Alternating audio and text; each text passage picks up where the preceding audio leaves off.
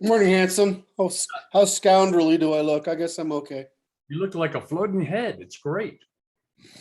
The Need a white cat, man.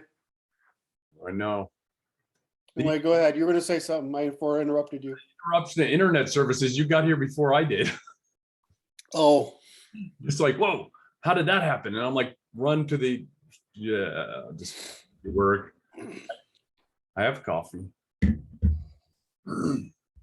You're busy, man. I was watching you. I had to watch you another 2 hours last night to keep up with the gang. Busy. love it, actually. Yeah, that's good. It's like what I wanted to talk to you about today was this premise of secession, because it seems like that's a likely option output here as a peaceful means of resolution of problems. There's two kinds of secession, right? Okay. There's secession and there's devolution. Which means that this country we don't live in a country, we live in a federation. Right? Every state is a country. You live in a federation of countries. During the Civil War, in order to prevent the South from controlling the economy, because the South was paying the taxes, and dominating the government from all the way to the West Coast, the Northeast used the slave issue as the moral driver to conquer the agrarians, the industrial North and the financial North, conquered the agrarian tax-paying South. This is important. The non-tax-paying North, industrial North, conquered the tax-paying agrarian South. And they did it despite the fact that within 30 years, slavery would have been economically non-viable. So when they did that, they created this idea of the country instead of the countries. So instead of the Holy Roman Empire, right, which was an extremely weak government, or in other words, which is why they say it was neither holy nor Roman nor an empire. It was really a federation where the only real power of the emperor was judicial. And then meanwhile, we had the church acting as a judiciary as well. And so the country was founded on that model, modernized by the English. And so everybody knew what they were doing. The only thing that happened is that the French came up with this bullshit way of selling democracy, the way, to get rid of the aristocracy, the way that not that they shouldn't have gotten rid of the church and aristocracy, but they should have done what England did, which was add houses rather than monopolize houses. And so we ended up with this illusion that we have a country because basically the North conquered the South and created this monopoly government. And then this monopoly government went wild and conquered the Caribbean, forbid Europe from South America, and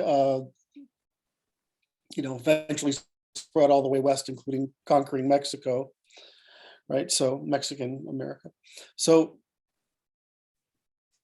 we have a constitution and a set of a Bill of Rights that were designed. We have the common law. Let's go back further. We have the common law, Blackstone's explanation for the common law. We have the English Constitution of the common law. We have the American Declaration. We have American Constitution. We have American Bill of Rights. And within that whole system, what we have is the Germanic system of law, right, which is a federation,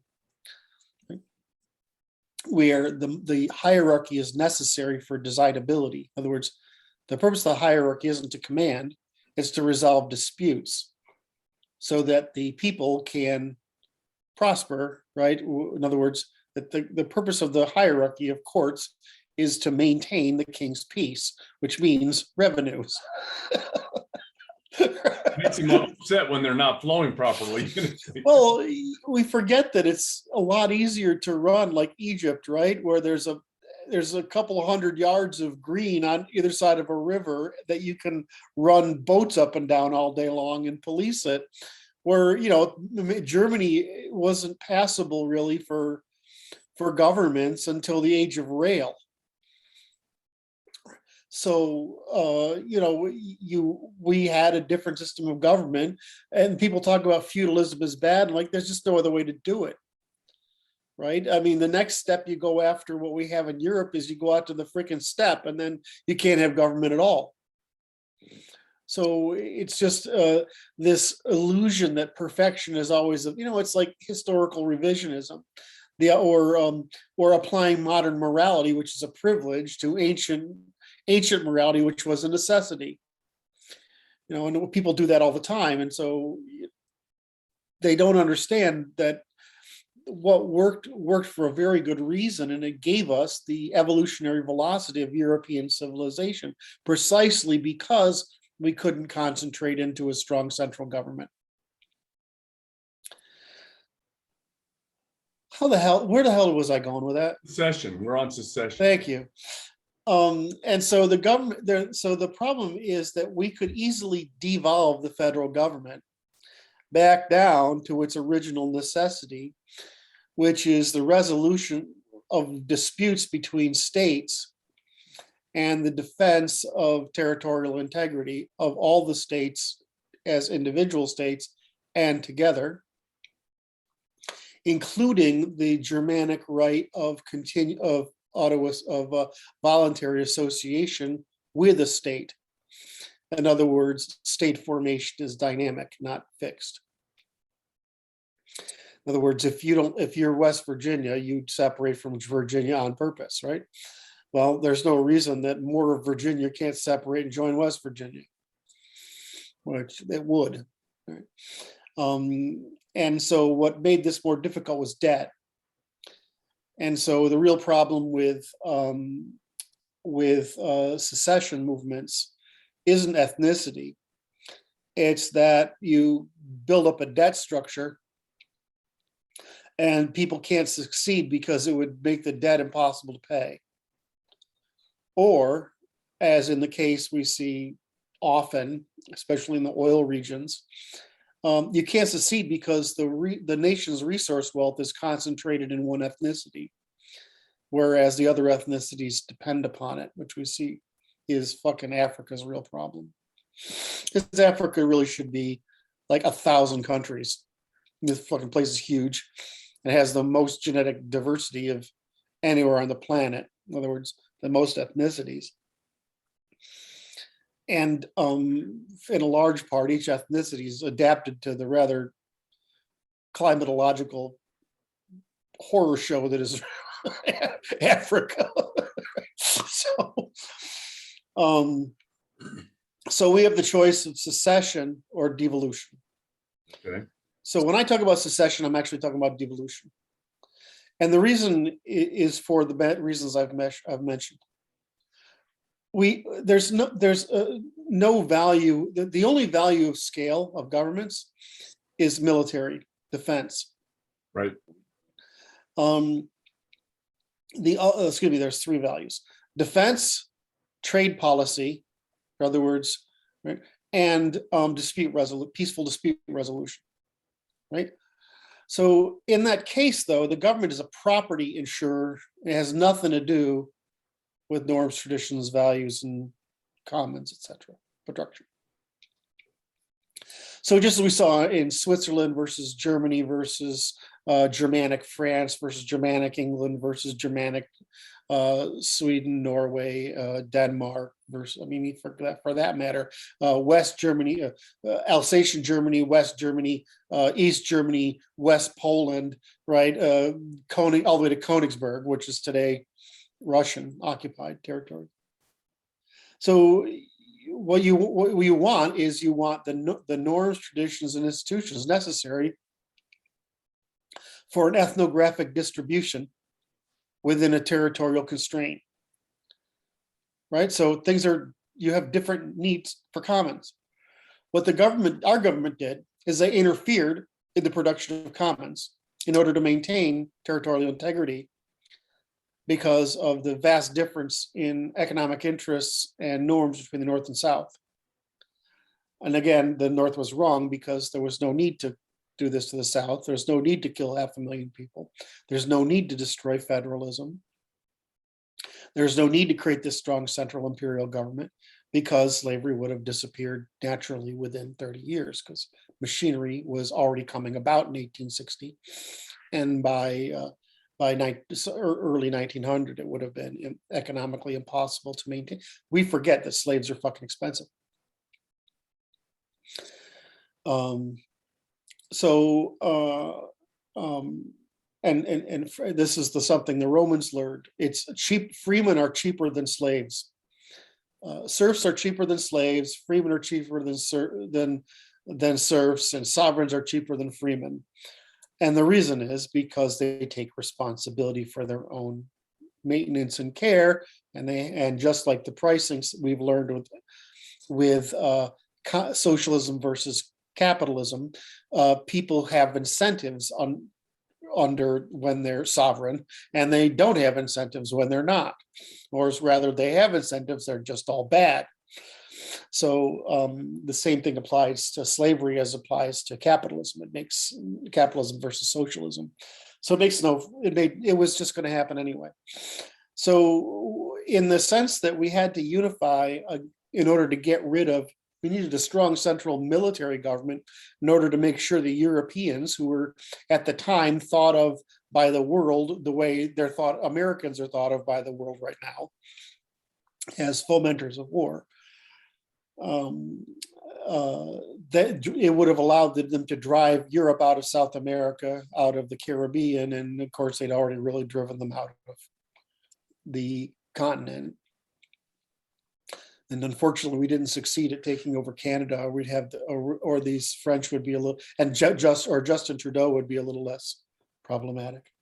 So that's strategically, there's that reason. The second reason is just simple we call it going concern. If you go bankrupt, right, and somebody buys your company, you don't own, you buy your assets, and they start a new company with the same assets. They don't have any of your liabilities. Those liabilities are gone, right?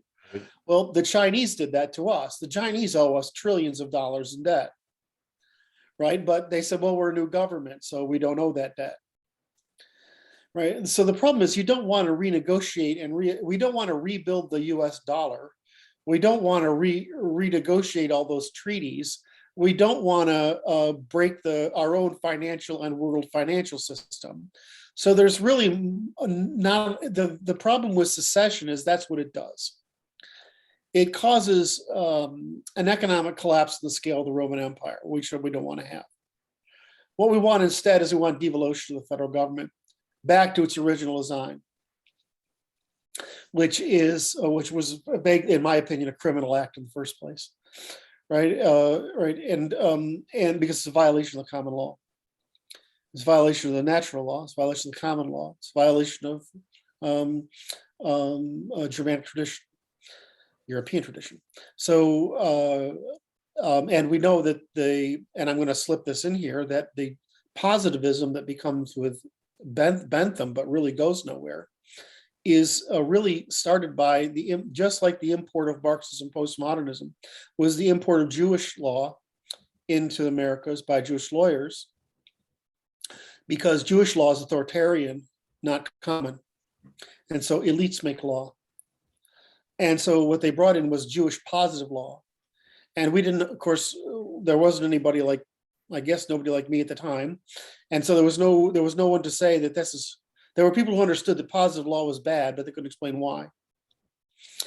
And so the justification or excuse for positive law came about because of this unification, this arbitrary, unnecessary unification, which was criminal. It came about because the introgression of Jewish scholars into the legal system, which of course is why our ancestors prohibited them from participation in government and the legal system.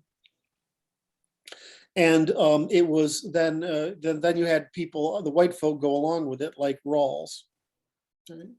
And he provides justification for it with the most the worst case of sophistry I've ever imagined, pseudoscientific and sophomoric reasoning.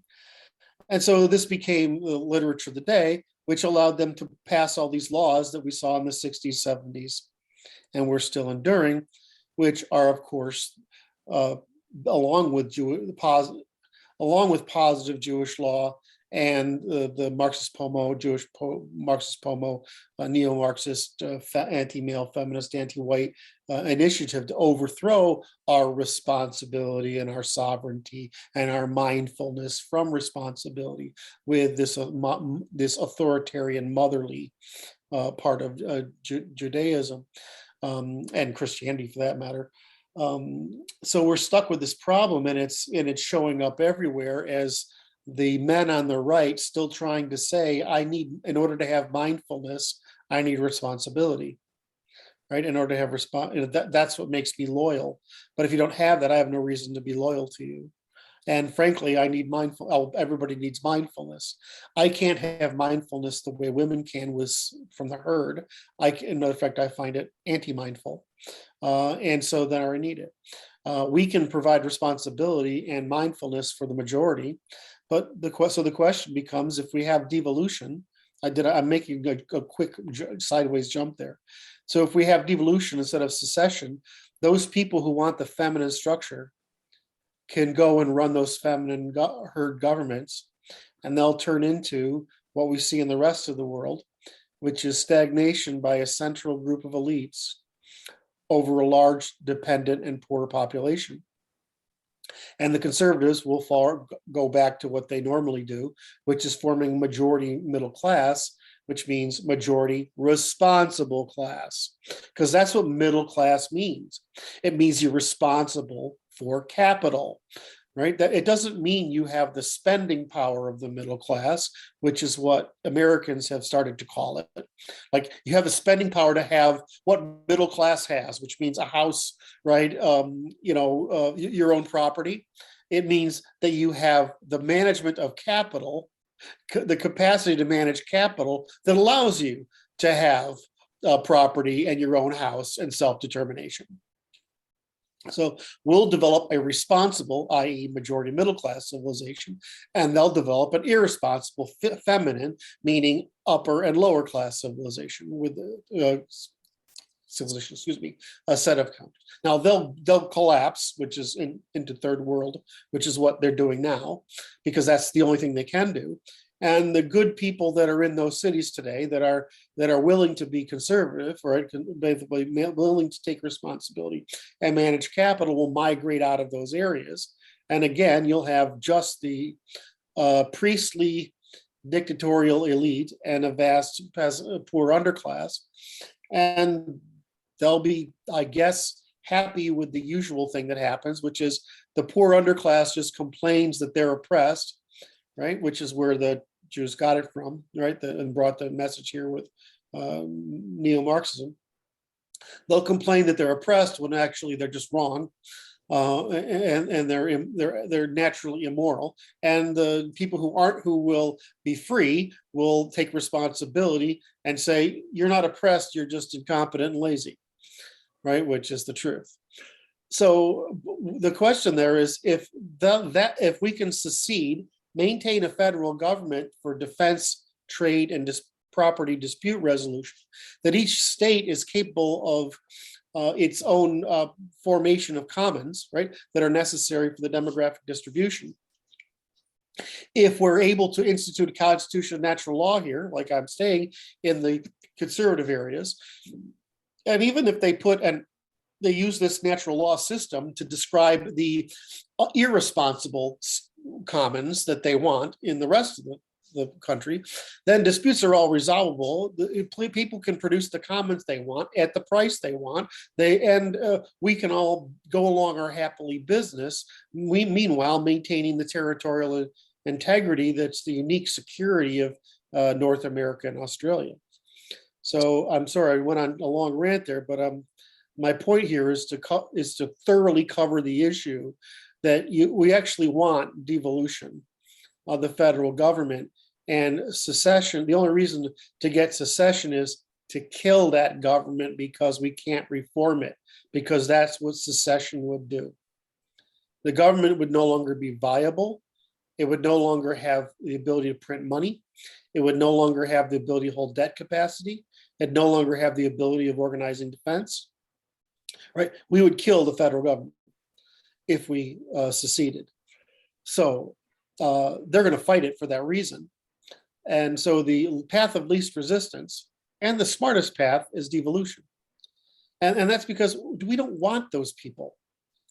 I mean, it took us, what, 5,000 years of genetic pacification to make the modern European and get our full standard deviation of IQ difference, right? Why do we want a bunch of people who by all measures are simply genetically defective? Then why do you want to pay for them? They don't want to hear that because they think they're the good ones. Because part of the female strategy is to mask evasion of responsibility with care. And so they pretend they're being virtuous when they're just crooks. That's because that's what liberals are, kleptoparasites. All right, so that's my story on secession. So it's devolution, not secession. Correct. Okay, that works. I don't have much else to say. That's my. It was a 23-minute rant. That was a good rant.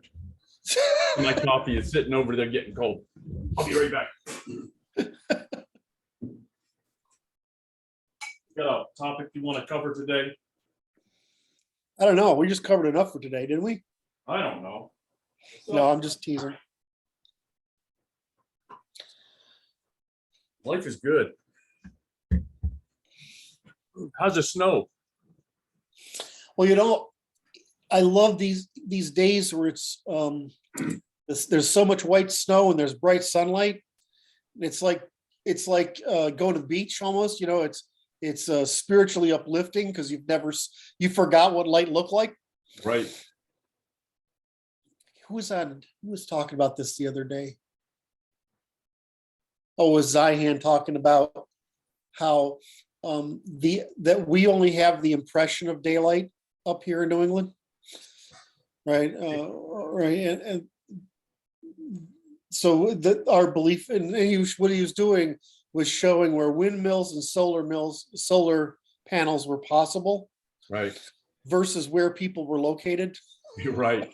Right. It's like that Northeast is just not the program. It's like, there's not much of it, and they're located. So the problem is, of course, transmission. Well, to some degree, Elon and Musk is right. If we just basically take part of the desert and cover with solar panels, that's great. But you're not going to put solar panels on houses, right? And because you can never, up here in the Northeast, you could basically never recover the carbon cost of producing the thing in the first place. Anyway, what the fuck am I going to talk? What the hell are we going to talk about today? I'm going to make you the host. You can get on a topic here. It's interesting. I don't. People actually watch these things. You know, Okay. hundreds of people watch these things, but so few comment, which I think is really interesting. It seemed like they were commenting more maybe 4 or 5 months ago. A lot more. Well, it's because we're giving the structured stuff now. Okay. But what's happening instead is it's showing up in the comments in the Telegram channels and Oh, I see. and those kind of things. And so the comments are showing up there. So I just want to encourage people who are interested to join the Telegram channel, which I'll probably have to put in a link here because I can't remember. It's t.me. something. I don't remember what it is. That's almost good enough. Yeah, I'll put it in the comments. All right. Do I have the juice to start in lecture mode? I don't know.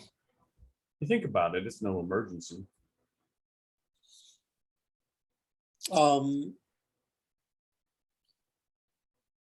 I prepared this morning. You did. I did. I had time to prepare. Excellent. I prepared this morning, so I know what we're going to talk about. I don't feel like we've played enough because you asked Okay, me, I know, it just jumped right in there and we were on some serious. jumped right in there, and I just don't feel. That's all right. I don't feel. I don't feel. Not- I you're don't not feel loosened the Almighty speaking through me. It's all right.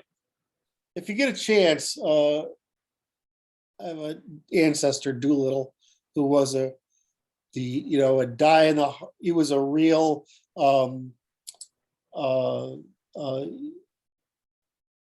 of the real early Protestant evangelicals, got kicked out of London and shut down and whatever. And I read that guy, and it's like he's just me talking in God language, and it's just the genetic similarity of it's just creepy. But I mean, I recognize everything he's saying, and it's coming from the same place. That's interesting. It's coming from the exact same place. It's this sense of order.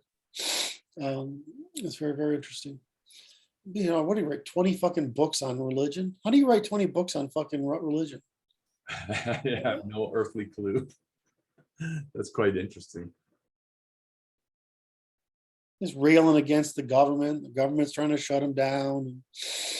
He's going out. He's going outside. He's finding a hall to speak in, and here and there and there. It's like fucking Hitler did that too. It scares me a little bit.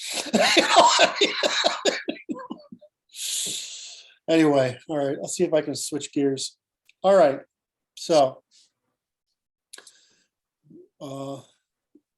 share screen.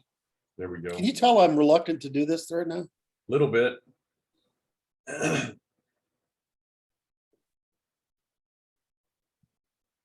There he is. Okay, we're on incremental suppression. So yesterday we said we'd already gone through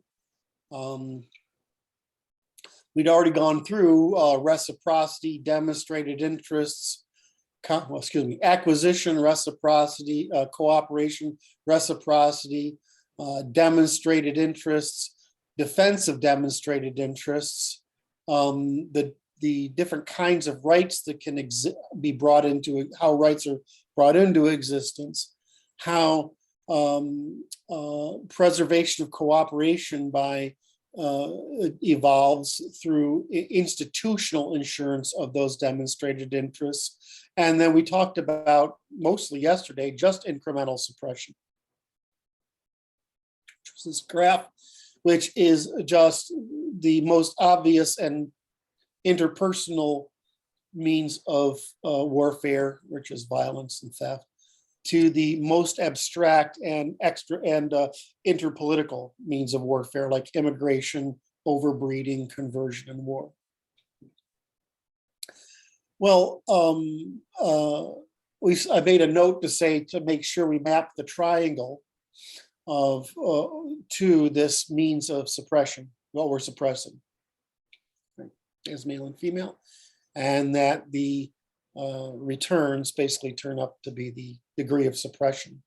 In other words, the height of the pyramid in any civilization or any country or any nation or any polity is determined by the degree of suppression.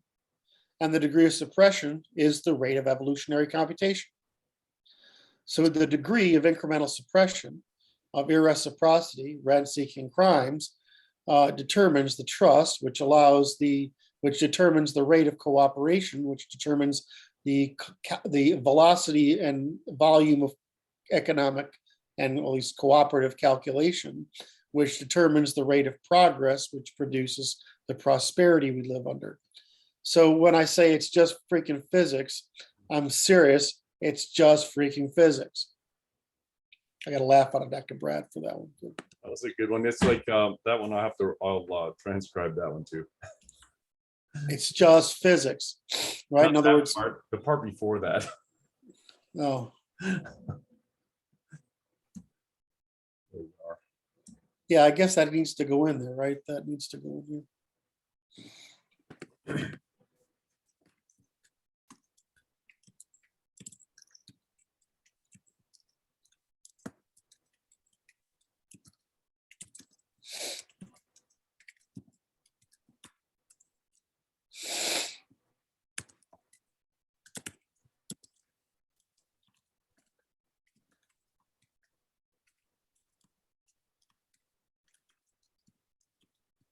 Yep.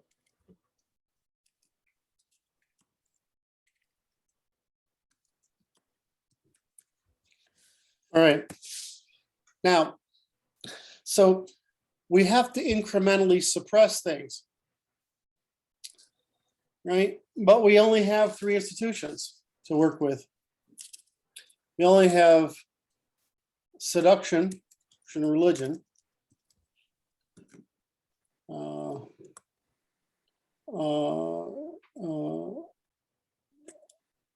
The word is just leave. Where's the word? Hello. Remuneration, Yep. trade, and force, state, law proper. Right, so we only have 3 institutions to work with. Now, those institutions look something like, if we disambiguate and serialize them, they look something like military, state,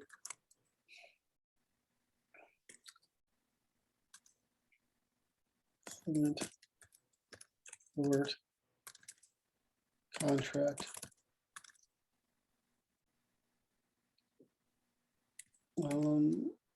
I'm going to forget some in here. Tradition, norm, convention, tradition,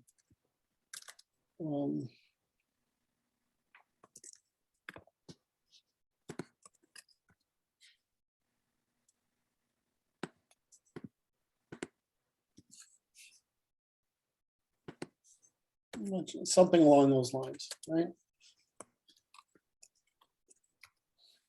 The problem is I'm not getting there was bothering me is I'm not getting family. Yep. Right. And so you go from each institutional maximum, the military state, the court, the law, family, and religion, right? You end up with these waypoints with variation between them. This makes sense. I'm making sense that there's only so many institutions. Now, there are more in here. Of course, we have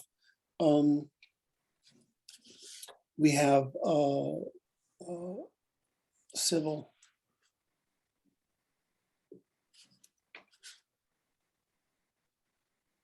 where to put it.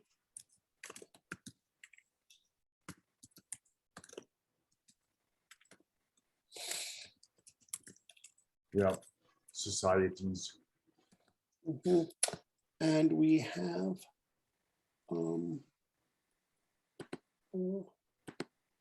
commercial. Commercial, right? So we have this incredible range of available institutions, right? And that's because what institutions of cooperation do we have? Right. Right. And so you get to the point where you get into, and now you got into money and banking. Right. That's a cooperative institution. You get down into here where you have techne, right? Yeah. Which is writing, reading, arithmetic. And then you have what's called recipes, which is tacit versus explicit. I always get these backwards. And these are tacit. Knowledge, right? So we tend not to serialize and disambiguate all the institutions we have. But but within any of these,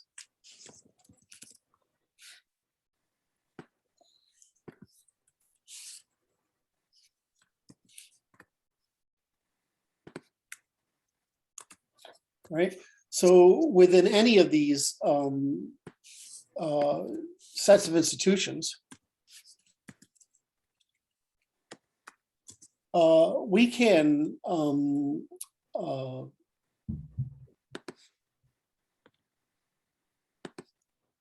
with any of these sets of institutions, we can explore them in increasing detail, right? And so, how many, like I was involved in the engineering world for a while.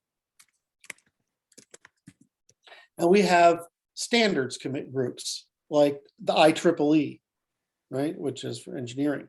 We have building codes, right? So we have, there's the number of institutions we have to facilitate cooperation, Right. Is almost endless. So the problem is you have to get to this. You have to get to habit and norm. Yep. And so what these institutions do is via negativa. We think of it as via positiva. You've got to really do it this way. But what they're really doing is carving away the stone of irreciprocity and risk externalization. They're carving away the stone of parasitism, leaving only the stone of cooperation left. And so that when it gets to be a habit. And so the goal is always this, right? You want to habituate a via positiva. This makes sense? Via positiva that is not the negativa. Right, because the field of right ways of doing something is narrow. The field of criminal ways of doing things is wide. And so this is why people don't understand legal systems, is because the court is aware of the court, right, has a record of the 9 billion ways of scamming. You can't imagine the 9 billion ways of scamming. So you think you're doing the right thing. But the court says, yeah, but you can do the right thing and still, by these other 6 billion ways, be scamming. So we're trying to figure out if you're actually doing the right thing or you're involved in these ways of scamming. So the court is not stupid, and neither are jurors. That's why you have jurors, is because the court, if the court is left to its own devices, they go to the nth degree, which is what we think of as bad law, right? Which is, yeah, you could be doing all these bad things, but this person wasn't. It was just doing this thing. Or this person was doing this thing and is fucking stupid or ignorant or, utopian or distracted or young or old. And did it not as well as we'd want. Right. So, but that's what you're really discovering in law. It's not that you're right or wrong. It's that we can tell, most of the time, both parties are wrong. So the reason people are confused by the law, it's like the 9 billion names of God. I mean, it's a great story. I think Clark wrote it. Might have been Clark, one of those guys. And the answer is, well, there's just an awful lot of, even with a simple number of permutations, there's a whole lot of ways of doing something. Right. And collecting and the law becomes aware of all these things. So they create all these hurdles. Well, that's why we end up with lawyers. We end up with lawyers because the number of hurdles you have to make sure that you've jumped over in order that if you get to court, it's obvious that you were doing what you said you were, the moral way, and it's not that you were ever going to do anything else. It's just somebody can't create a story that where you were doing the immoral thing. So this is the problem with complex law. And the reason I love the natural law is reciprocity is pretty goddamn simple. Yeah. Exhaustive reciprocity is pretty goddamn simple. And if we get to you and I working through this, where we're actually working through examples of applying truth, reciprocity, including truth, it's just like a checklist. Is this true or is this not true, right? And that's what courts are looking for. The courts look for what they call criteria, right? The courts need a checklist in order to decide whether you've committed the crime you say you have or not. And then the jury needs a means of deciding whether the subjective, whether your interests actually were X. And the more closely those things mirror natural law, the less problem there is in you defending it. The more habituated is the behavior in the population, the less knowledge you have to have. So this is why all legal theorists are always saying the law has got to be simple enough for ordinary people to understand within the domain of their operation. In other words, a carpenter's laws have to be understandable by a carpenter, right? If you start trying to play carpenter, you haven't done due diligence.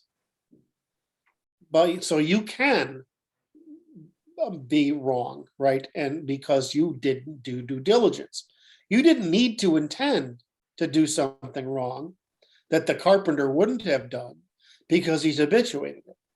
But the carpenter, because in his field, what does it consist of? The via positiva, a how, and the via negativa, the due diligence of what not to do. So this is the problem in most fields. You're trying to teach the via positiva of how and the via negativa of what not to do. And what we want is habits. We want to reduce, this is what you're trying to get me to do, to reduce things to things that simple folk can understand within their domain of competency. Right. So electricians get paid more money because people die if they get it wrong and things go on fire. That's right. Right. It's a very good standard. We don't want that to happen. The people who run nuclear power plants have advanced engineering degrees. Yeah. Why? Because, oh my fucking God, if they get it wrong. I have a friend who used to be a friend. When I got divorced, I think they stopped being friends. But she used to write software for nuclear power plants. Wow. Right. These are smart people. Yes. Right. And what's their due diligence? Their due diligence is, oh fuck, I don't want 100 million people to die. Yeah. Right. That's their due diligence. Most of us, our due diligence is we don't want to run over a child when we're backing out of the parking lot. Yeah. Right. I mean, it's not, 100 million people are going to die. Right. What's the guy who's got to press? What's the general who's got to press the button? What's his due diligence got to be? Jesus. Right. So the problem is we're trying to make everything simple in a network, not a case. So the simple rule has to be universal: irreciprocity, immorality, truth, duty, and alienability, reciprocity in the terms of truth, duty, and inalienability. Right? We have to; those things are easy to understand, but it's like math. Math has 9 digits and a 0, right? And except you can do all of math with 9 digits and a 0, right? Well, reciprocity is the same. Right? It's only, X number of properties, but holy shit, what can you do with that? It's the same thing with language. people spend all this time trying to figure this logic of language out, only to discover that there is no closure to logic. Why? Because there's no closure to evolution, and language is evolutionary, so there's no closure to language, right? And so, if you want to know what the 20th century in philosophy ended up with, that's all, right? And that was just Turing, really. So Turing and Chomsky. So, the end result is that you can do a lot of complex. Numbers are like Lego bricks. Human actions are like Lego bricks. Reciprocity, which limits the Legos can go together, right? But if you take out the Lego bricks that are combinations of human actions, and you say you limit them to reciprocity, it's still like language. It's infinite. So the problem is the simple rule can be simple.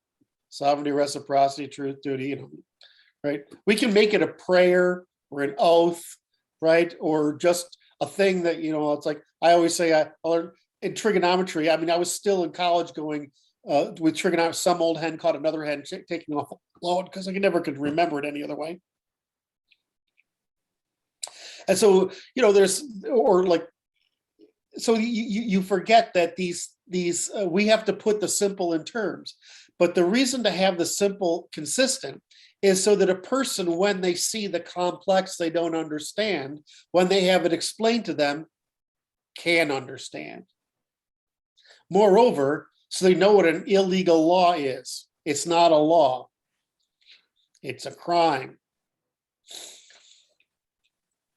So it's a universal standard of measurement. So okay, so we put that one, that recitation that you just mentioned, sovereignty and reciprocity, is enumerated in the last post. Correct, and we're going to cover it. Wait, don't go away. Down below too. Because I want to look at this where you mention institutions. This is the tri-functional system. Correct. State Institutions are always tri-functional.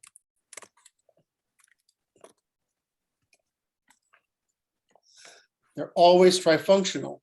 The question is, but are they disambiguated? Right.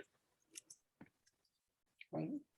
So what I see is this axis is the axis between state and religion is male to female, and court is the Compromise. cooperative potentials between. Yep. And the individual habituates some element or aspect of that field potential within the state. The state interacts with other states, but that's excluded from this particular diagram. But states always operate by natural law because they have no choice. There's no means of, there's no reason to operate any other way, right? And there's no means of enforcement by any other means. So that's why we know natural law is empirically true, which I think I was going to cover. I'm sorry to have interrupted. No, I mean, that's great. So I was trying to, so you brought out one of the core points is I was trying to show that that beginning with the trifunctional, we see the extremes, but in other words, we see the 3 points of the triangle, which is the state, the court, or the state, the law, and religion, which is the masculine, the neutral, the feminine, right? We see that. But there's just like there are governments that fill in the triangle, right? There are institutions that fill in the triangle. Now, Europeans maintained disambiguated trifunctionalism. The state is separate from the law, right? You have an independent, is separate from religion. But who else did that? Nobody. So the Middle East merged all three into religion. The Chinese merged all three into state. and it's hard to call India religion, Hinduism religion, because it's really culture, right? It's because when we say religion, we mean the way we think of it as Abrahamic religion or Buddhist religion, but Hinduism is more of culture. It's a religion of the culture, but so it's combined them all with a cultural religion rather than a authoritarian religion. So So it would fit in there, but it would be like somewhere between tradition and religion. correct. And this is why we say that because we're members of the Abrahamic tradition, we overstate the meaning of religion, right? It's just a means of getting mindfulness, and you can do it from Stoicism to Buddhism to Hinduism to I should have gone other Stoicism to Shintoism to Stoicism to Shintoism to ritualization to Hinduism to Abrahamism, right? To some fundamentalist, absolutely crazy stuff like, whatever Tom Cruise believes. That one got me. I don't know. I just had to sneak. I Just didn't get enough laughs in this morning before we started, so I feel like I have to sneak a few in here. that worked. Do you think people are getting this whole idea of serialization from the way we're talking? I think so. I think if you continue on it, they will. Is how it works. It's really simple. It's like, okay, create a ruler for whatever you're talking about. And it turns out there's only so many rulers. That's right. Spatial objects are made of three dimensions plus time, 4 dimensions, right? Spatial objects. Right. Well, our language is made of what, 7 or 8 or 9, that's all. Right. And so it's like, well, it's like 7 or 9. Well, that's true. But then we have nouns, we have verbs, we have adjectives, and we have adverbs, right? And so you add more dimensions the way if we want to add in math more than 4 dimensions, right, to something of causality.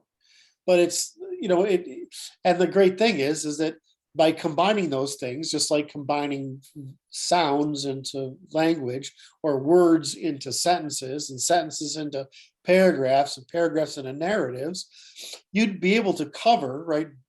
It's an infinite scope that we're never going to run out of. Unfortunately for us men, women are never going to run out of stuff to talk about. There's my second one. That was a good one. I feel that counts. Bill Burr has this beautiful, I think I went over this already. I'm trying to distract myself from this next section, which is quite hard. Is that it? Okay. So basically we have a triangle here. What's interesting to me about that one is the family is the central element of it. Correct. And it's like families in the middle. Yeah. And everything else is elaborated out. Yep. In a expansive cooperative network. Right, because family is communism. It's the ultimate compromise. Right? Because it's for genetic interest. But as you move away from the family, you're talking about divisions of labor, and most of it has, if you're in the same homogeneous polity, it has some ethnocentric component. So your resistance to redistribution or debts and credits is lower.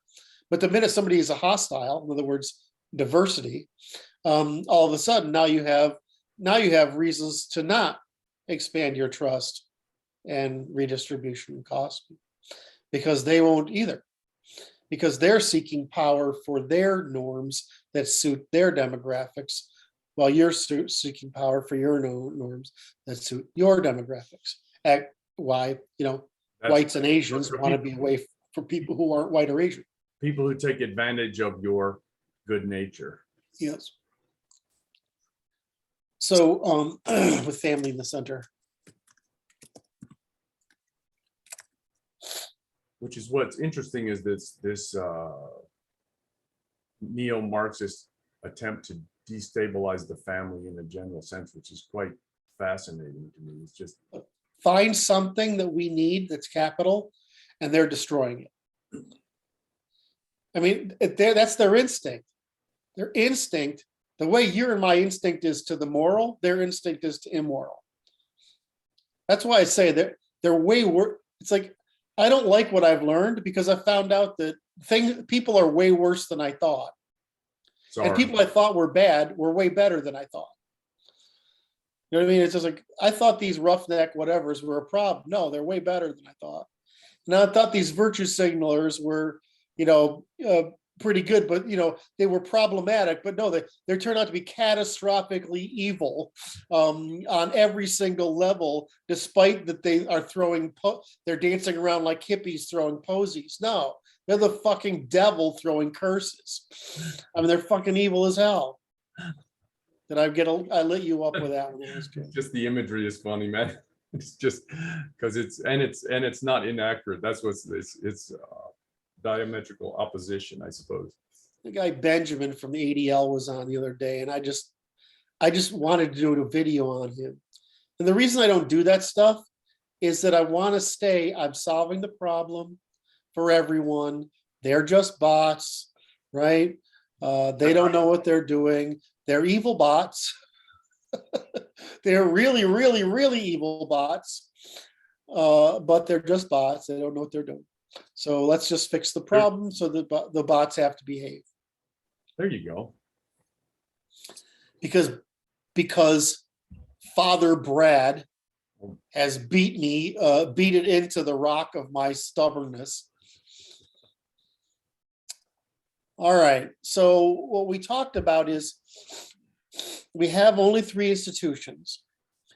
These institutions are always trifunctional. We disambiguated the trifunctional, and that produced the area under the curve. I don't think I have a triangle available here that shows it, do I? Boy, oh boy. I don't think I have that triangle ready to go in. I don't. Is it down here?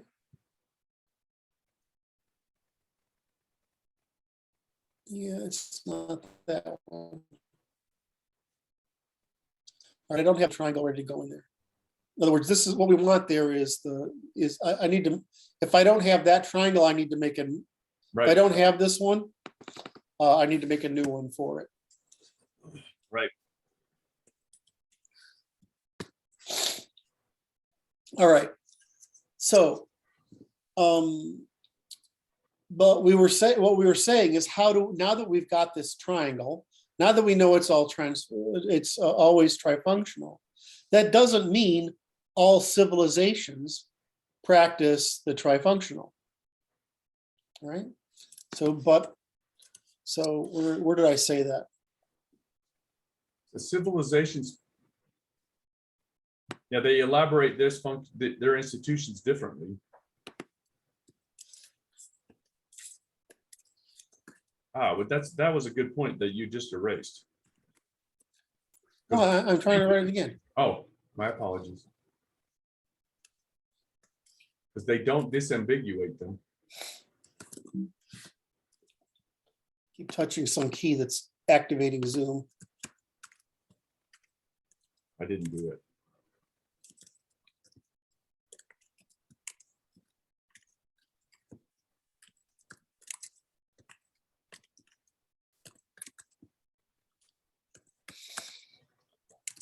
Right? So this is the problem. We always want things to be simple, stupid, right? Right. And so what's happened in every civilization is they've solved for monopoly. What does that mean? That China chose the state, Middle East chose religion, and Africa didn't choose anything. And India chose traditional religion or religion. It chose wisdom rather than scripture. And the difference is wisdom and scripture is authority. So the Middle East chose authoritarian religion. and India, much like China, chose wisdom. Right? When India's wisdom literature is mythological, and China's wisdom literature is proto-philosophical. Europe's wisdom literature is what we call philosophical or rational and empirical. So we have both the literary Platonic and the empirical Aristotelian. And Africa doesn't have anything. They have Africa has family like it's like this interesting. I visualize this like if instead of a mere triangle, but like a tetrahedron, okay, with three sides that goes to an apex at the point which is absolute Hobbesian individualism, and then down to tri-functional cooperative system at the base, which is Western civilization with the maximum area of the triangle represented. And that every civilization represents a smaller triangle based upon their capacity to cooperate, or the potential for cooperation. I think you're probably right. I've resisted adding that third dimension because, right? But it's, in other words, I've tried to keep everything in two dimensions because I want it representational in text. But I think it's probably right to take that approach. One of the some of the Nolan chart diagrams take that approach, right? Okay. But what you're saying, but I'm trying to figure out is the point I want to make is we have a need for simplicity in the law, right?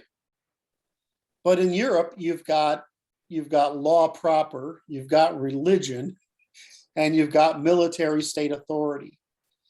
And we've learned to trade off. So the Romans, for example, religion is the weak point, right? It's the weak part of those institutions. And it's really just ritual. And essentially, Roman religion is paying debts to archetypes in order to reinforce the archetype. It's all ritual. I mean, a lot of the Roman people who did the rituals had no idea what they were saying. They're like medieval priests. A lot of these medieval priests couldn't read any longer. They were just making shit up when they were given sermons. They couldn't even read the Bible. They were just making shit up. Well, I mean, the Romans, they were following these rituals, saying these words. They had no idea what they meant. You could go to school to learn the rituals. It was a status thing, right? It's like being an altar boy, except not, right? Right. I wasn't an altar boy. I wouldn't do that. That would have been embarrassing to me. I would just watch the altar boys. I'm trying to see if I get a reaction out of you on that one. You're not. I'm not getting my kicks today. I know. Got to drink more coffee. I'll wake up. So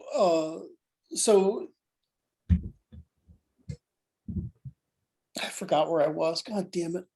We're doing the collapsing of these civilizations seek simplicity monopoly. So I'm trying to make a constant story from the problem of habit, right? We're trying to take this field of bad, narrow it to the field of good, and then produce habits, right? Those habits are domain general intersocially, interpersonally, but they're domain specific out in the sciences and crafts and whatever. But the thing about natural laws is consistent. Now, what happens is that in our civilization, there's a competition between religion, science, science contract, and that truth, right? And state authority. There's this competition. And because we're a contractual civilization, the authority in our history has been the common law, traditional law of sovereignty of the individual, right? And this is how all those powerful families maintained territories and cities, despite it being required, the cost required to arm professional warriors, right? And fight full time. So we did that. Nobody else did it though. The Chinese succeeded in state solidification and bureaucracy formation. The continuous turnover of states in the Middle East produced religious formation, right? the inability to govern a huge hot continent of those many people with the means of production and transportation available caused India to do it with a traditional religion. And Africa is like, this enormous, vast, environmentally hostile place with a million ethnicities in it. And they never could, they never could. Until very late, they weren't able to begin their civilization phase, which was really on the, what we call the Gold Coast or the West Africans. Southwest Africans, South Africa, no, Southwest, I don't know, it's West Africa, right? And so the point is, you see that we all sort of chose something. What's weird is the civilizations that survived chose one of those axes. That's right. They picked one of the apexes of the tri-functional. And they drove at it. Why? Because what we do is fucking hard. And we fight to maintain it. We've always fought to maintain it. We're fighting today to maintain it. Tri-functionalism is more burdensome. You have to be loyal. It's like God, guns, and country, which is really God, the army, and the Constitution, right? Which is really religion, army, and law. Right? That's America. We actually got it right, And so you can't have liberty without guns or phalanxes or longbows. You can't have it. That's why nobody else has it. You can't have the need for guns and longbows and phalanxes and chariots unless you don't have the luxury of river valleys to farm, flood river valleys to farm.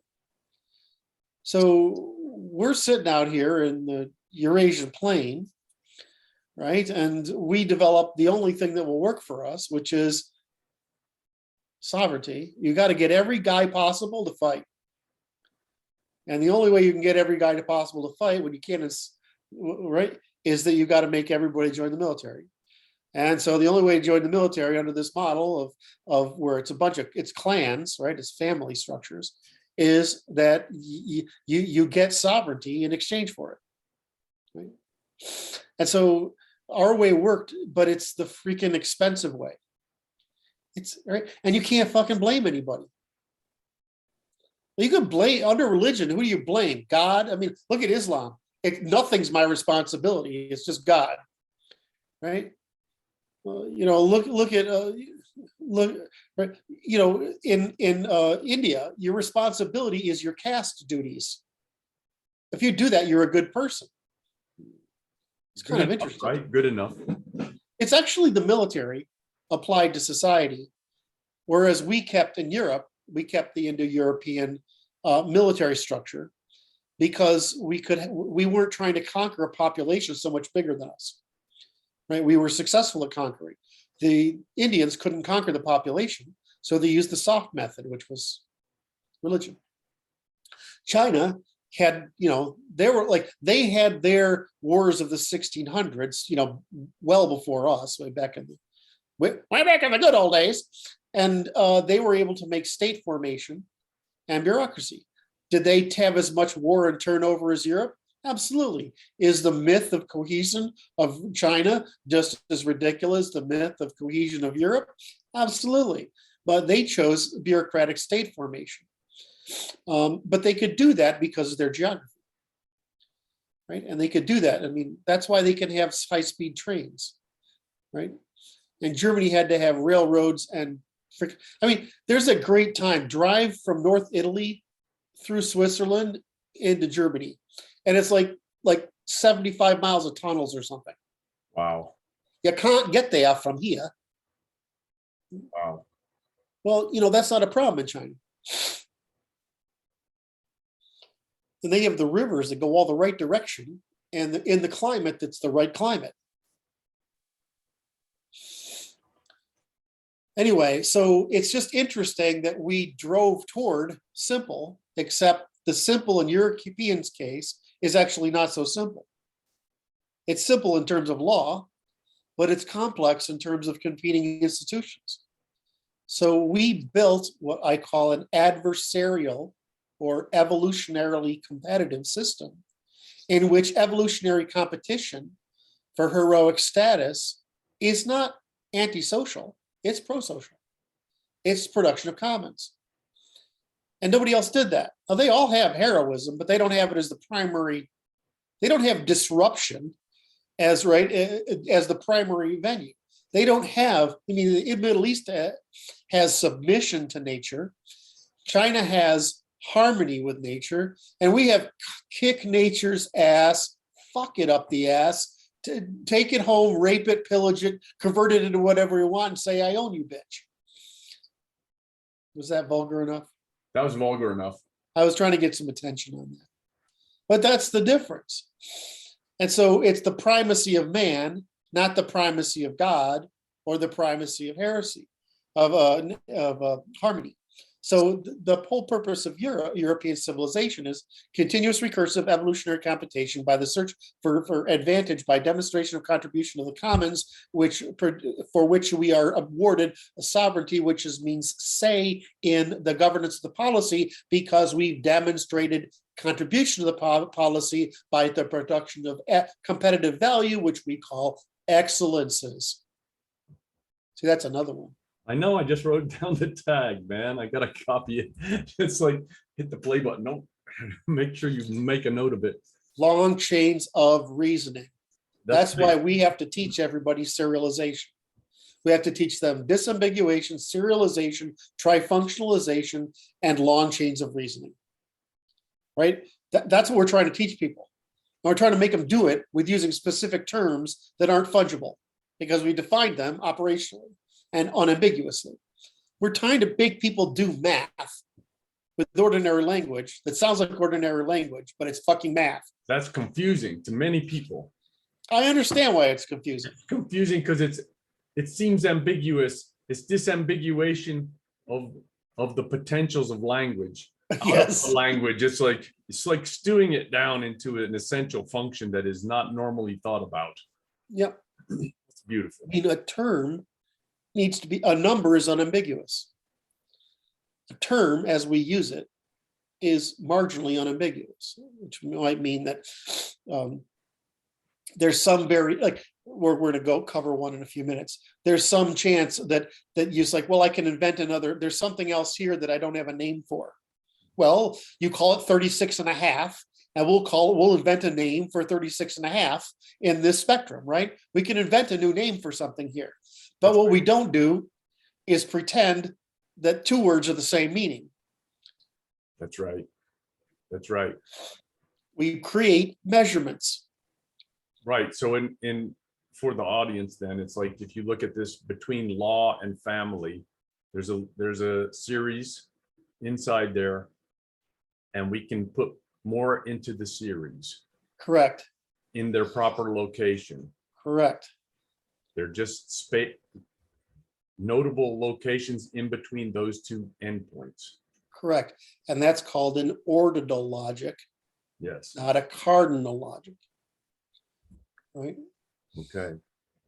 So it just and the order is all that matters. That's it. So in a cardinal logic, you have 5 and 4, and between them you have 4 point something. Well, we're doing the same thing, except that the distance between 4 and 5 is continuous, and the distance between ethics and morality is, well, it might include, we might have to put a new word in there. I haven't thought of it yet. Good with that. All right, so I feel like I'm making my point. I never feel that good. This just feels like good. I'll drink some coffee to that. That's good. Get ready for the next run. So the next run is to repeat. All civilizations seek habituation. In other words, neural economy. That's right.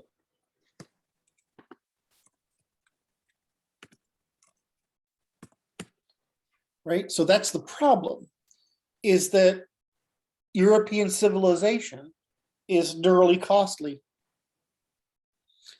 because you have to know whether you're talking about the religious domain, the legal domain, or the military domain, which means the family and society, the economy, and the polity. You have to know which of those things you're talking about. So what we see in the breakdown of American tri-functionalism is people going fascist, state, people going civic nationalist, law, and people going fundamentalist, religion. Instead of, it's all three, you assholes. Much more complex game than anyone wishes to play, it seems. Correct. And so what happens is we choose a priority.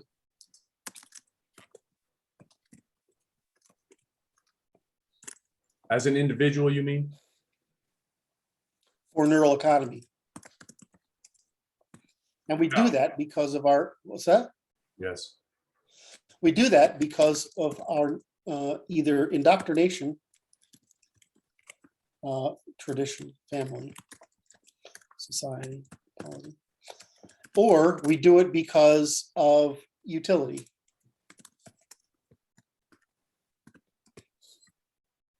Now, the thing is that if you're a I mean, it's pretty hard to go wrong if you sort of are basically a Christian family, right? If you raise a Christian family, you Christianity is really useful in preparing you for majority middle class civilization, because it treats everyone as a customer. So if you're a Christian family, you have a Christian family, you practice reciprocity within the limits of proportionality, which is the optimum way of treating customers. In other words, Christianity is the optimum way, which is why Christian civilizations get richer than non-Christian civilizations. And then you say, I'll do my duty in being sheriff of the commons, right? I'm going to be sheriff of the commons, and in service in the military if called upon. That's tri-functionalism.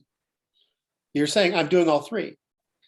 So what we have is people who try to, just like women try to avoid costs, men try to avoid responsibilities. So you'll find men avoiding the military ethnocentric part of warfare. I mean, of tri-functionalism, because that's what it means, military ethnocentric. You'll find the commercial productive and prosperity, and you'll find the family theological, religious. And so people are always trying to evade one of those costs. Why? Neural economy. And so this is why it's so important that we're organized as a military under military, law, and church. It's so important that because it's just loyalty that keeps the 3 points of the triangle together. So we all develop biases: faith, law, economy, science, commerce, whatever, knowledge, state, force, ethnicity, defense, purity, loyalty. We develop factions that specialize in these things because it increases the scope of division of labor of evolutionary competition. But our loyalty to military, to law, to faith is what allows us to flexibly cover that entire surface area, which maintains our rate of evolutionary computation. So in this sense, we are an army. We were an army, which means that everybody has a responsibility and duty and loyalty to one another. We practice reciprocity and display word of deed, which is the optimum means of cooperation within an army. Matter of fact, it's the only thing that can happen within an army, which is why we put the law first as our first institution. And we practice Christian faith because Christian faith even lets the lowest level motherfucking idiots on the planet do the right thing in preparing us for the majority middle class civilization that practices law as its primary institution and defends it with duty and loyalty in the military. Everything we did in Western civilization up until 1900 makes perfect scientific sense until 1914. Everything makes perfect scientific sense. You know why? Because it's scientific way of life. And why did we invent the scientific way of life? Because science is just an expression of law, our law of tort, which means truth, reciprocity, sovereignty, reciprocity, duty, and optimism, forgiveness. And why did Christianity succeed? Because it increased the number of people who could participate in that military hierarchy under that law of tri-functionalism. So the reason we discovered science and empiricism is because we discovered law. We discovered law because we had to, and we had to because our only competitive advantage was empirical and technological. And because our technological advantage was horse, wheel, chariot, and bronze, right? We developed technocracy, which means, and it gave us power over nature and over man. So we developed the primacy of man, the primacy of truth, of the material, the primacy of testimony, in other words, military reporting, the primacy of contract, holding to formation, following orders. And we took that whole thing, and faith, which is there's only a few sins, and they are disloyalty, theft, and murder, right? But disloyalty is the only thing you can be killed for. You won't be killed for murder, and you won't be killed. Those are restitution. But if you're disloyal, we'll kill you. So why is that? Because we're an army. And so this accidental set of geographic circumstances is why Christianity got Germanicized out of this horrific Semitic piece of shit that it is, and turned into Protestant Christianity eventually, right? And now we can see for what it is, which is it's simply the way of enfranchising the lower classes. And so into a system which only could respect you if you had commercial reliability, law, or military capacity, leadership capacity. So in that sense, by pure accident, we've discovered the most complex, costly means of evolution, of self-organization of people. We've built a scientific way of life, which is why we've built the sciences, empiricism, all the rest. And we did that because of geographic necessity and technological opportunity. And it's the most costly civilization possible. But at every point in our civilization, somebody's tried to create a state monopoly, a libertarian law monopoly, or a faith monopoly in order to destroy and get power over the other two axes. And what we're seeing today is the release of the feminine, which has come out with a new pseudoscientific religion, specifically to undermine the military responsibility, duty, hierarchy, purity of the military organization, and the truth, duty, and reciprocity of the political, under the pretense that we're doing is faith, but it's really cost evasion.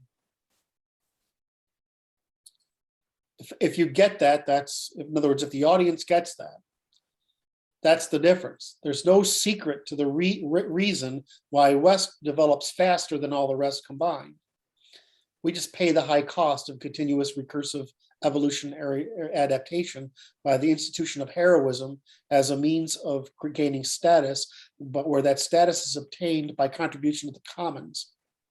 And it's through the production of commons we defeat the rest, because every increase in the quality of commons decreases the need for individual income in order to have an excellent quality of life, high velocity trust, and for the productivity that results.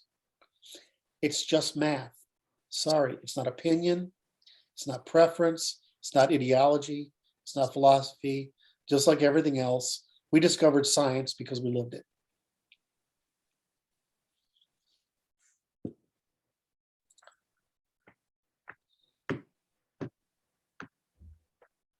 That was good work. Are you ready to go to the next state? Yeah, I'm just thinking for that speech, I need a podium. I need a like a funny Pope hat.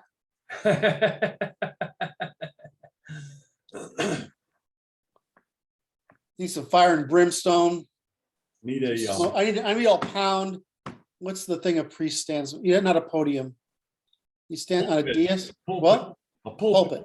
I need to be able to stump on that pulpit. You know, I went to one of those nice old proper churches where there was, you know, the walnut railing around the altar, right? Right, You went up right. and kneeled in front of it, and then they had the proper altar with the Jesus on it, the paintings on the or dome ceiling, right? And then this priest walk up to this thing and next to a column, and he talked from the pulpit and did the thing. That's kind of beautiful, really. Oh, yeah. And then, you know, I just began to comprehend Latin, and they fucking changed it. They threw Latin out. That was, I don't have an answer for that. My mom didn't believe in that shit. All right, I'm stalling. Yes, it's okay. Let's get your breath and collect for the next run.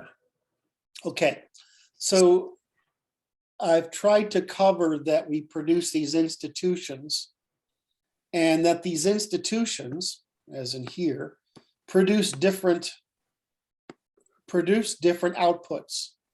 Like the church produces scripture, the law produces law, the state produces legislation or command, right? Does that make sense?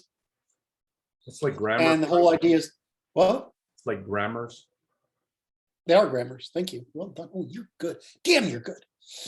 So they produce different grammars, which are logic. And what we are trying to produce is a habit, which is a norm, convention, and a tradition, which is a set of via positiva out of all those via negativas. So a process of elimination. So if you get this funneling from don't do that, has to be converted into simple do that, that's fine. The problem is what everybody does is try to take those simple do that's and convert them only into their preferred grammar, religion, law, science, which is atheism, or state, you know, ethnocentrism, fascism. Everybody tries to do that, right? Everybody does, and it's wrong when everybody tries. The whole secret is we maintain the balance, and therefore the competition between them that falsifies the false. In other words, we don't let anybody violate reciprocity in the church or in the state, where both church and state, if given opportunity, become parasitic rent-seeking institutions. That's right. It's like the failure of the via negativa to inhibit the bad behaviors will encourage the growth of it. It's correct. So again, you want to maximize the base of the pyramid, the masculine and feminine, right. And you want, which is is exploring the limits of capital capture. And you want to, only thing you want to survive is the vertical axis, which is the incremental suppression of whatever is discovered that's irreciprocal. Right? And in doing so, habituate the normative, right? You want the long-term traditional, the medium normative, and the short-term habitual. Right? You want to habituate over the time frame, whatever those are, because it reduces the neural, the burden on the neural economy of the people. That's right. And so, of these things, of course, religion for children is the simplest neural economy. Reason or philosophy is the intermediary neural economy, and empiricism or outcomes is the, or it should be empathy, sympathy, right? Imitation, reason, and then evidence, which is the ethical spectrum. So the problem is you need to maintain religion, philosophy, and religion, obedience, philosophy, rules, science outcomes or law outcomes. You need to maintain this because that's the spectrum of people we have. It's also the spectrum of problems we have. Yes.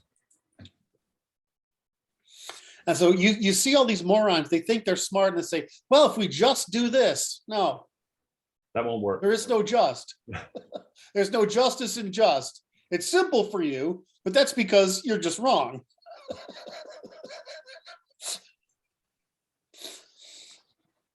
So if I've got that across, that distillation function, that's what I'm trying to get across here, is that civilizations have both positive incentives to produce distillations and malincentives to form monopolies, which preclude evolutionary competition between the axes.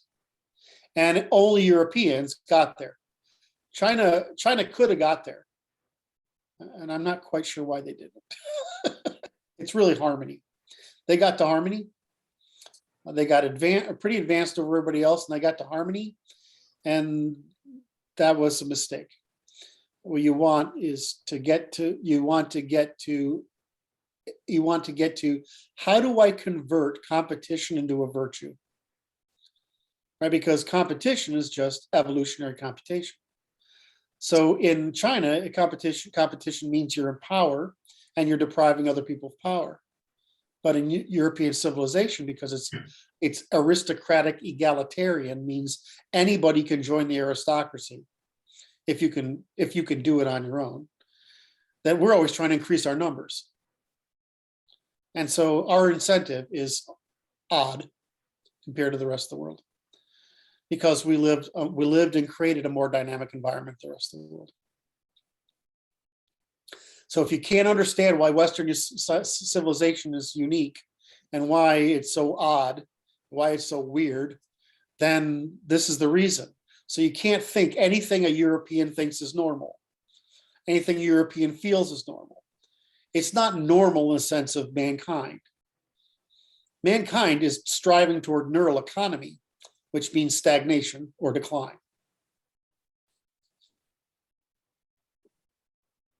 Did you follow that? Did that make sense? In a general sense, yes. All right. So the next section is, Which is it's just well sitting. Mankind tends to well sit. we're lazy. It's understandable. We're apes. I mean, we're just apes. So the next question is, let's just talk about what law means, because this is where we get into the deception. Conflation of the word law is the primary means by which the population has been deceived, right? Yes. So this is why words matter, and this is why the left tries to screw up vocabulary by altering them. Yeah. Is that they try to create lies by changing the meaning of words.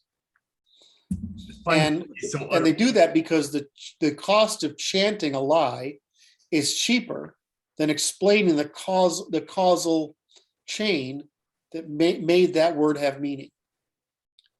And they know this, so they just create reality by chanting, social construction.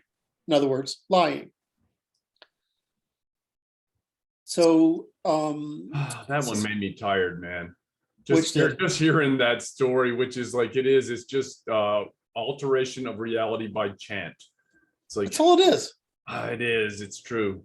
It's like the hypnotism of the sing-along, right? And that's all it is. Oh, we're all happy together, you know. Made me sad to hear. What we're saying makes no freaking sense, you know. I just want to buy the world a Coke, okay? Yeah, fuck.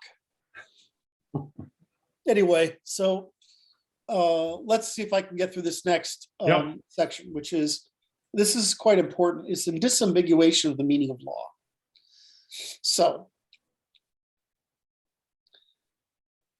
one of the things I like to talk about is the etymology of terms. Right. Right. Truth has become a very plastic word because of the left, but it only means one thing. It means testimony, right? Testimony that if you hear and you observe the same thing, you would agree that testimony corresponded to the observation. Period. End of story. Science is the act of producing testimony. That's why we're so focused on, because it's just, but what's court? Court's producing testimony. Right. And so what you're trying to do is eliminate all the falsehoods so the truth remains, court. And what does science do? Eliminate all the falsehoods so that truth remains. So science is just an application of law, or rather, law is just applied science. But either case is testimony. Well, so the same thing has to do with law. Well, king is another good example, like truth. If you say truth in other parts of the world, it doesn't mean what it means to us. Really? It could mean just whatever's pragmatic. It could mean whatever's conventional. But for us, it means testimonial, scientific. Well, unless you're a woman, then it means whatever you can get away with. Did you see me sneak that in there? I was waiting for that one. That was good. For about a minute. Anyway, women say men lie too. We only lie about one thing: is get in your pants. There's a story there that goes like this. It's like the women ask the man, why do men lie so much? It's like, if you wouldn't fuck us if we told the truth. It's very simple. All right. So we've covered the problem of truth being variable, right? King is another one. So it's an ambiguous term. Truth is an ambiguous term. Well, yeah, I mean, this is the problem, is that, well, it has an unambiguous definition which we use with extraordinary precision, but that in the vernacular, right, in the vulgar, meaning what the common vulgar people do, it just means whatever the fuck it means to them, which means mostly I agree with it. Because originally that's really what it means, right? I testify, I agree with your testimony. But so what people do is it's my truth. Oh my fucking God. If I hear another woman do that, I'm gonna, it's my truth. Every woman is saying that, you're just like, okay, you're out of the voting pool. Right? You're out of the voting pool. That's permanently. right. It's irreparable. All right, so let's take another one, king. Okay. Right now, we have, in European history, we have kings and we have monarchs. Now, we call them both kings, but they're not. A king is a chieftain, right? And a chieftain who's been sanctioned by the church is a monarch. Okay. Right. So essentially, the king's rule is legitimized by the church the way our rulers are legitimized by process. So what do other countries have? They have chieftains. Now, in their chieftains, are they kings? Well, unless you're under rule of law, of natural law, you're not a king. Our kings are elected. Monarchs are inherited. And there's a reason for that. So we decrease the cost of bloodshed every time somebody dies. And it turns out that it's actually better to have hereditary monarchs because they maintain longer time preference. In other words, they think in terms of centuries instead of decades or lifetimes. In other words, bureaucrats think like renters, and monarchs think like owners. That's like renters, leasers, and renters for bureaucrats, leasers for kings, and owners for monarchs. And so you see serialization by disambiguation, by operationalization, in a system of measurement that prevents the use of conflation in order to convey a falsehood that doesn't convey a falsehood by false equivalency, like inflation. So thank you. So do other people have kings? Well, they have chieftains. They have, I guess, like certainly the Saudis are kings. They're operating under a traditional law. They're somewhat bound by that law, right? They can't act outside it, and they act as owners, right? They're monarchies, so they act as owners. So the difference is their monarchy is sanctioned by the Catholic Church, right? It's just it's sanctioned by tradition. So the point I try to get is, so when you play this game of these words, you have, they don't mean the same thing in every culture. What does an emperor mean in the West versus the Far East? What did Genghis Khan mean as an emperor? Well, in Genghis Khan, if he just said it, it was whatever it was. He wasn't an emperor, he was a commander. What was the emperor in China? I mean, he was surrounded by layers of bureaucrats that made it impossible to do anything. And sometimes the policy was more influenced by whoever's mother was still alive, who did all the gossiping, than the emperor himself, right? So you have a bureaucrat, an emperor governed by bureaucracy. In the West, what is an emperor? Well, I mean, a guy bound by the laws of the Senate, the House of the People. And what is a Germanic emperor? He's vaguely a judge. I mean, at most, he was a symbolic guy that really was the emperor of the Holy Roman Empire. He's the guy that the nobility goes to, so they don't have to have a fight. I mean, he's a chieftain, right? Head man. So was Queen Elizabeth an emperor? Queen Victoria. Well, she was an empress, right? Well, I mean, really, yeah, because she's over multiple civilization states, right? Civilizations, and she could say things, but no, she was governed by rule of law. So it's like, what's the difference between Emperor Genghis Khan and Emperor Elizabeth and Emperor? I don't know. I can't think of it. Chinese, they all blend.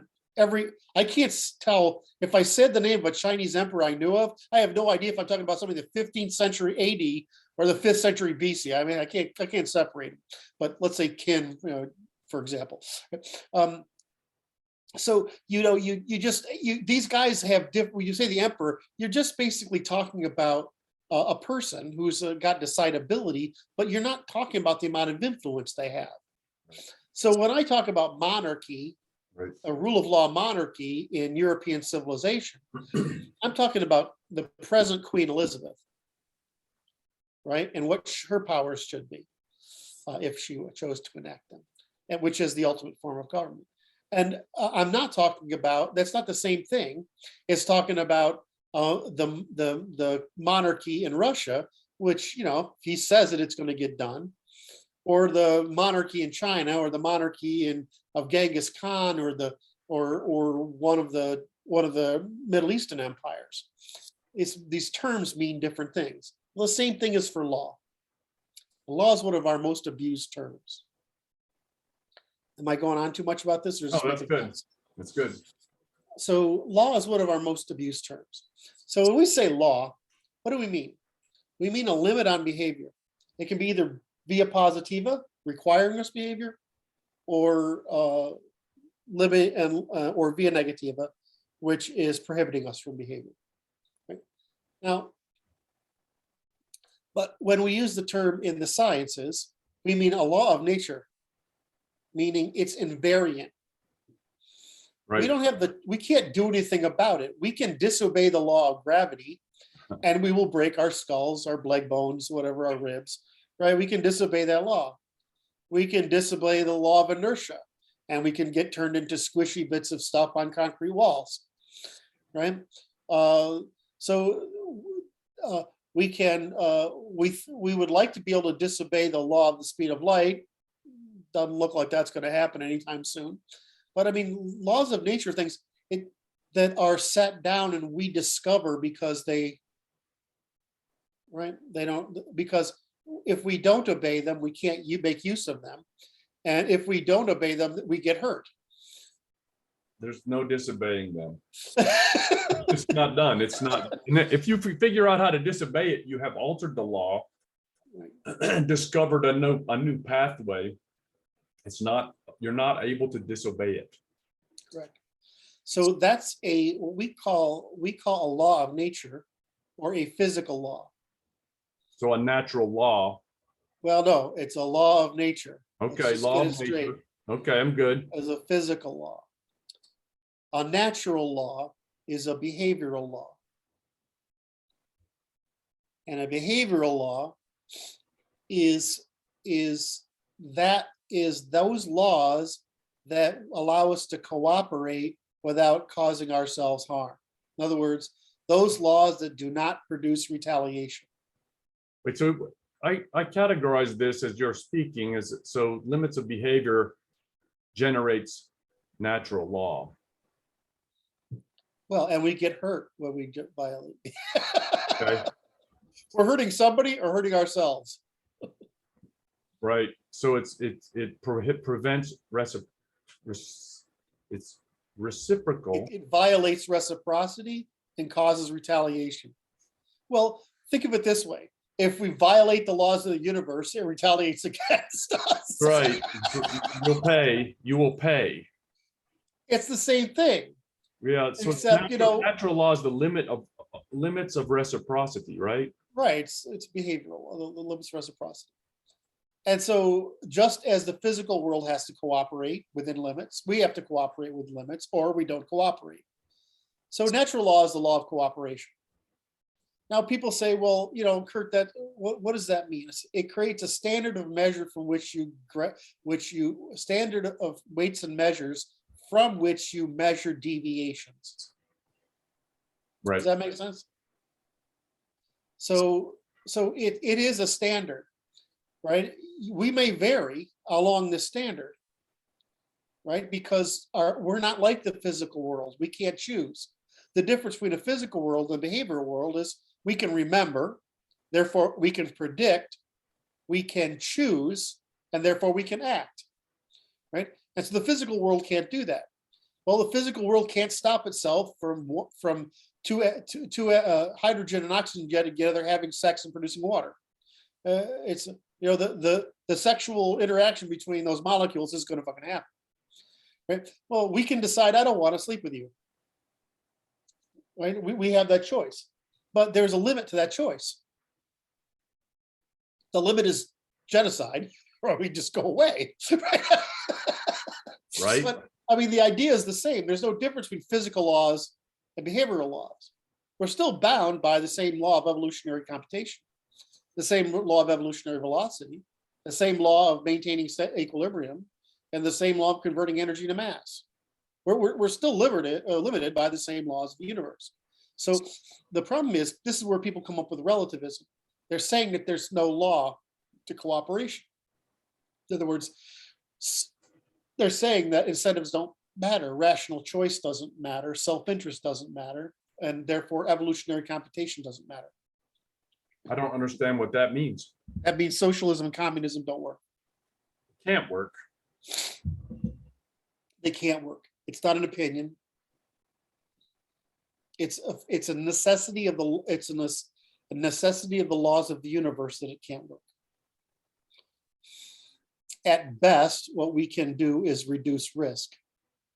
In other words, we can insure each other against harm. What we can't do is overcome incentives, because incentives are just our body's way of telling us the laws of the universe.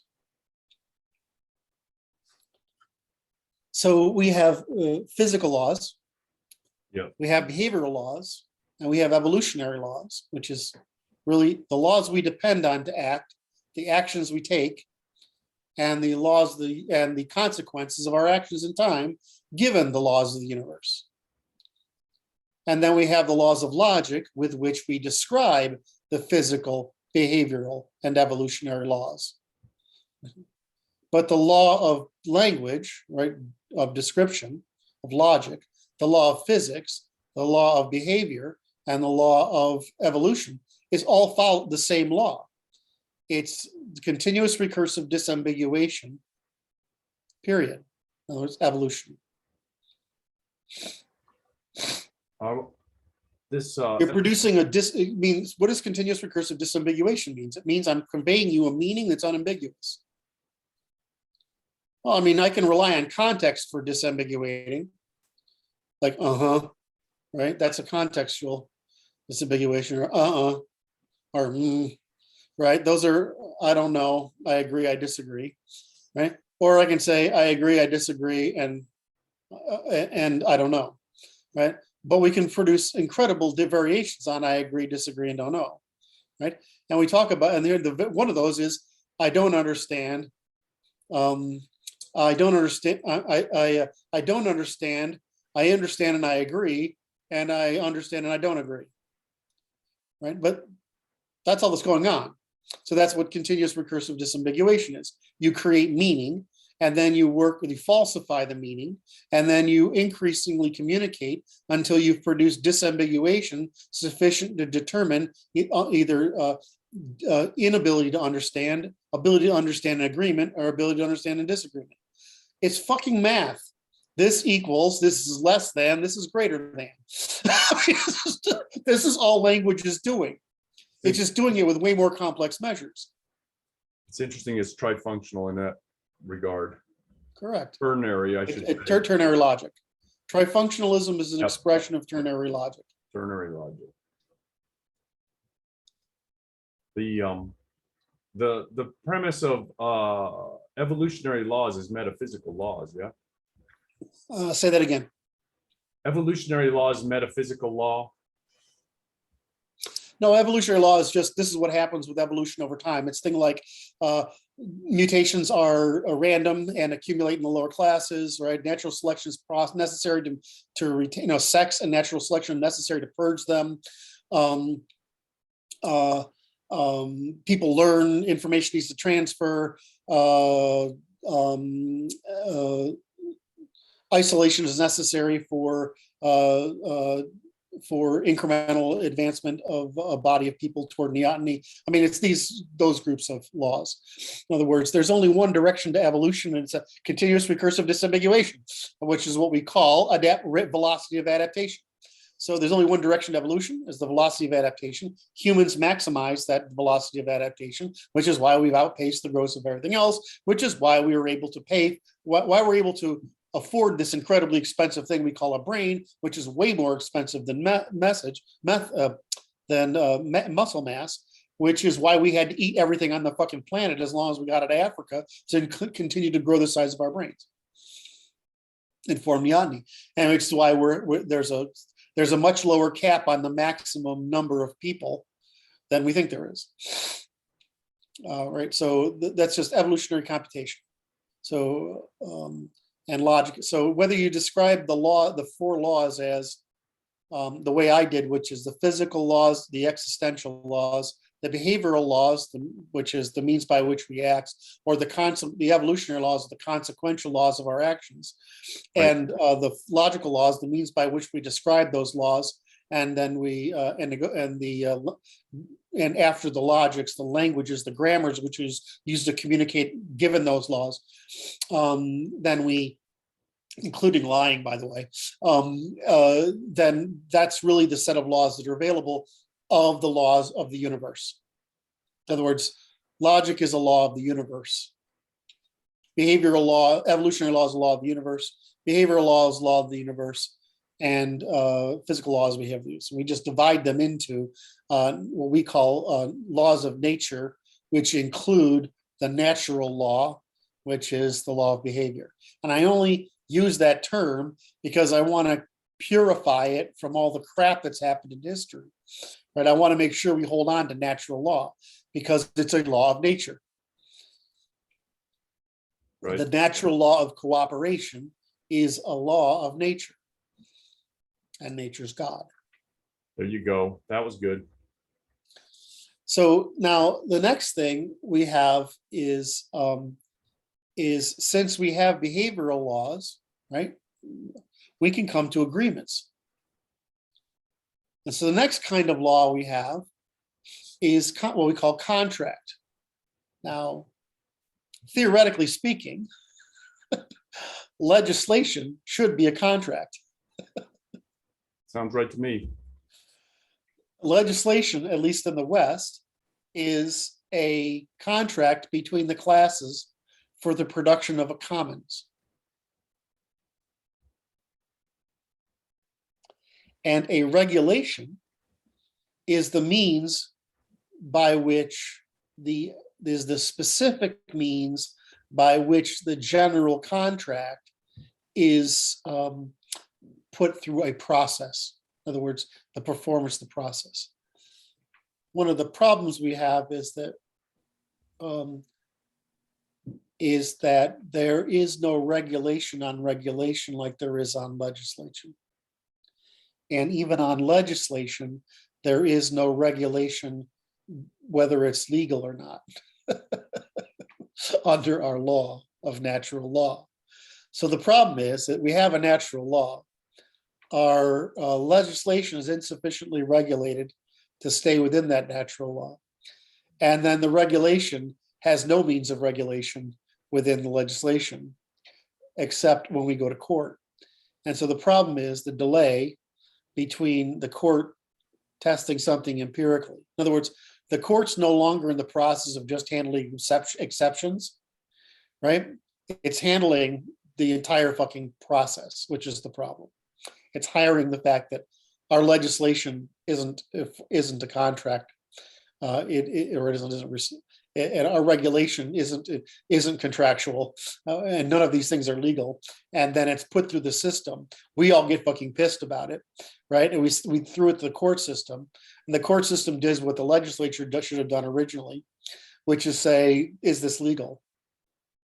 Right, and the court should be handling the exception of, well, they just didn't get this, or nobody could have thought of this happening. That's what the court should be doing. It should be thinking of, you screwed this up because you're bad, or nobody thought of this new novelty. Somebody invented a new scam, right? I mean, right? It shouldn't be saying, yeah, the people who invented the new scam are the regulators and legislature. The court's in that position now because it doesn't have natural law like we have. We have produced it. That made me sad right there because it's too true. And it's the thing is, it's so, like we said, it's so fixable. It's eminently fixable. I mean, like I said, there's 8 holes in the fucking Constitution. We can fix those. We can fix the law, like I've done it here. It's, we can say the formal logic of all the sciences, right? And say this is what's true and what's not. And you're stuck with negotiating agreements. But we can do that. It's not hard. Now, so you have an agreement, and then you have the kinds of agreements that are put together, and this is where it gets worse. Are you ready for it to get worse? Wait a minute. I'm just making sure I understand where we're at here. We've completed the universe, laws of the universe. Yep. We're into the agreements.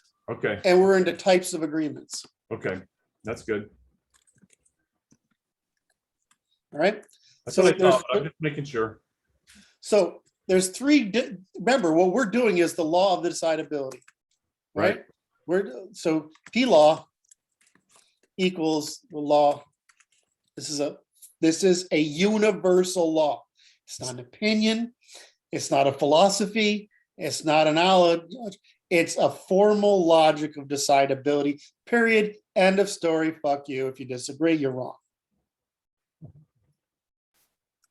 My light just blinked off there for a second. Are we still on? We're still on. Okay. So P law is the formal operation.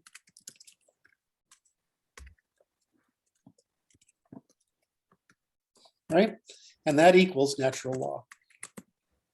We would call it formal. Right? Equals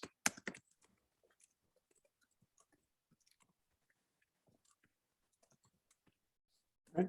So now the first kind of agreement that can be had is natural law.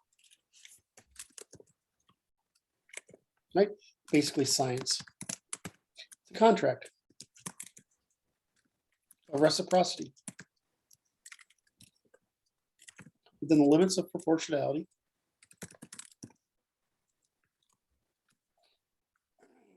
by a, right, for the production of commons. It cannot be produced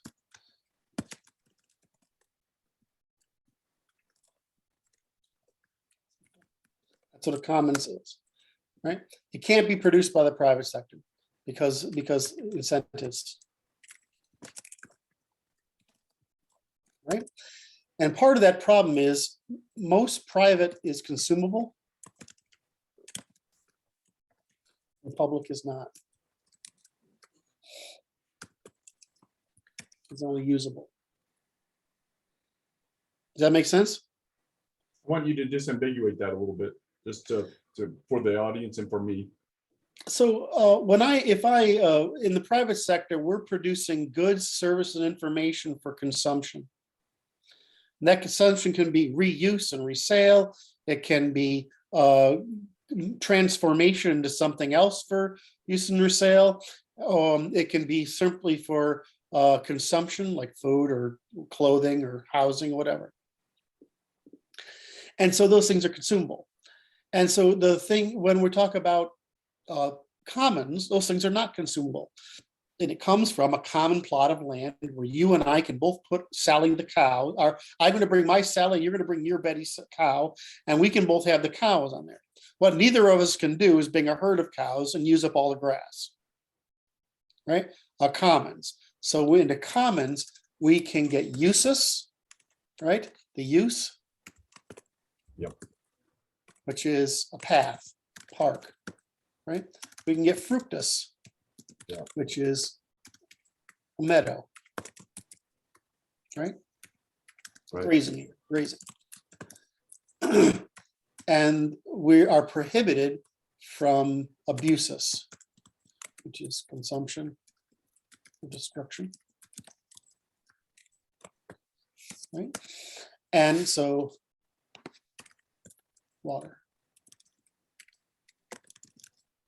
So this is called usus, fructus, abusus, and mancipio.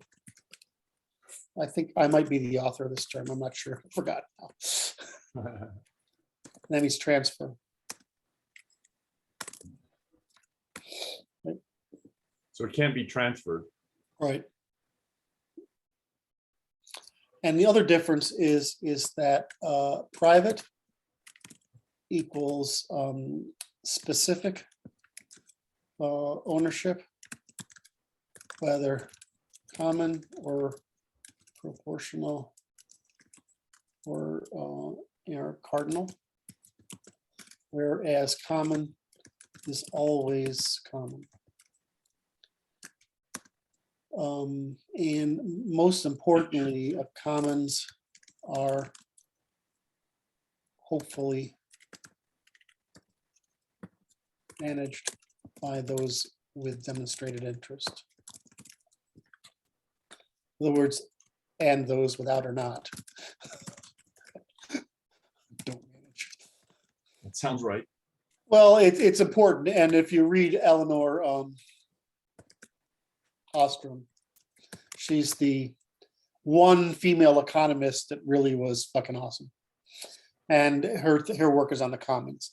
And she produces a formal logic of the commons. Huh. If you want to see how to do things right, that bitch did it right. Excuse me.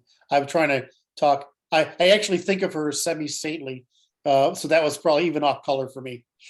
But Eleanor Ostrom was amazing. We absolve you of that one. All right. So the purpose of the natural laws was a contract of reciprocity with limits and proportionality for the production of a commons, where that commons is non-consumable. So the problem is, for example, redistribution is a privilege, not a commons. The belief is that it's doing common good, but it's being consumed. That's not a commons. That's a redistribution. The commons is capital. Equals increase in capital. And the reason you want to have that increase in capital, why? Discount on need for individual income. So what happens if you produce a great society, which is what you and I and all conservatives want. We want a world not for the individual, but for the family and the raising of children. Society is family. Why? Because we build high investment parenting, right? Because we build children who are specifically trained to produce high investment commons. This is the difference between white folk education and Asian education, Jewish education. You have these elites, these three different elites, but we specialize in different kinds of high investment parenting. The other two do it in familial or tribal, and we do it in universal. In other words, commons. So we're training people to be in the commons, which is why you train people to be military. Right? That's why football is important to us, and test scores are important to Asians. And privileged institutions are important to Jews. Right? The Jews want to escape work, right? Ordinary work. The Asians want to be into high status, high income work, and the Americans, the Europeans, we want to be in political work, right? Because that's what we're trying to do, is produce rulers. They're trying, because everybody has to rule. That's why our fairy tales are of princes and princesses, so that we're taught to rule, not only ourselves and our families and our villages, but our commons, right? And our polities. Okay. So did that make sense there? I'm reorienting myself within this framework of what you're doing here. So this is a type of agreement, a natural law contract of reciprocity is for the production of commons. So it's a universal law of the universe, a law of cooperation. Right? And so there's natural law. Okay. Now, there's another, if you don't have natural law, you have our problem. Okay. You have rights law. And those are enumerated rights. I call this wishful thinking. French, Catholic, Church, Socialist. Wishful thinking. And because it's like these rights are frequently written down and ignored. They don't mean anything. Now, you read the American Constitution, I can tell, it's like I said, there's 8 holes in it, and I can turn it into a science, right? Without difficulty. I can go back to the English Constitution and say, here's why they invented science, here's why they invented law, and basically they invented scientific government, right? But you go to every other constitution in the world, and it's fucking hysterically laughable.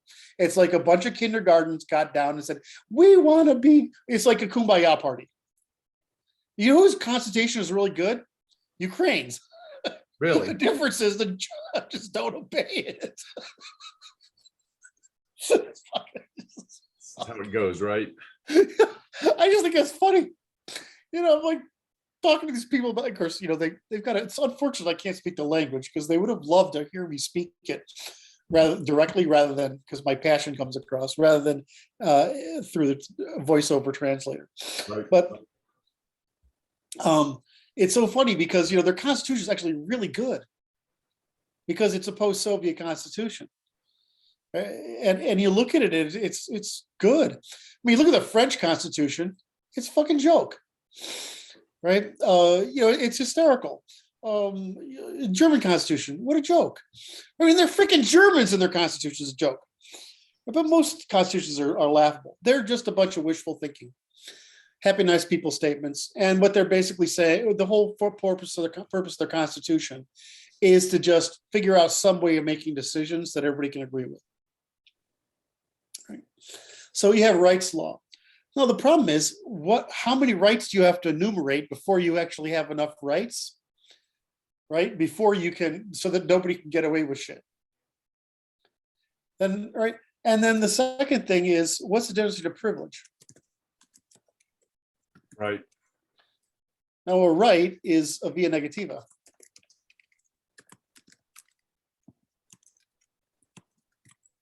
Right. No one may impair it. Right?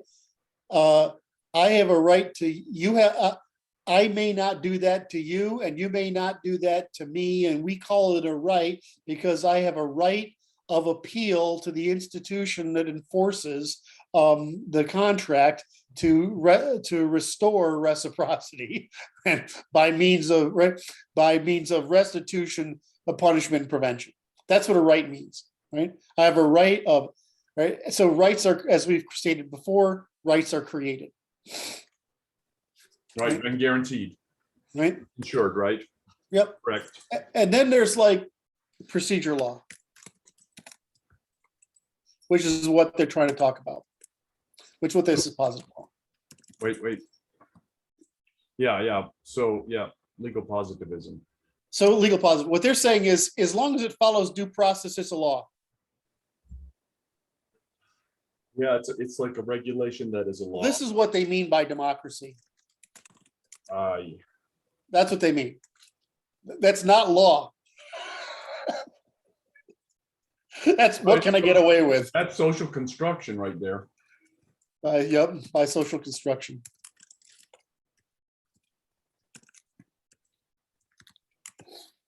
Right?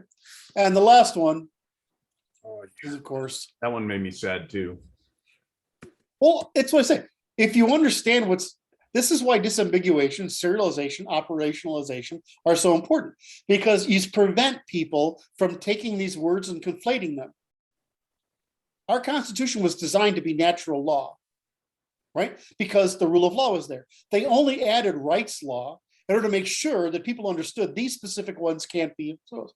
But what they did is they ignored, since then, the courts have ignored the fact that this is a constitutional natural law, reciprocity, which is tort, right? And they've brought about the idea of rights law, and now the Jewish post-war movement is to move us into procedure law. And what's emerging now is what's called command law, which is authoritarian. Now in China, they have command law. This is not law. It's command. This is not law. It's command. This is not law. You have to change the names, right? Right. It's privilege. Right. These aren't laws. There's only one law. I know, and that's why I don't even like it being underneath the.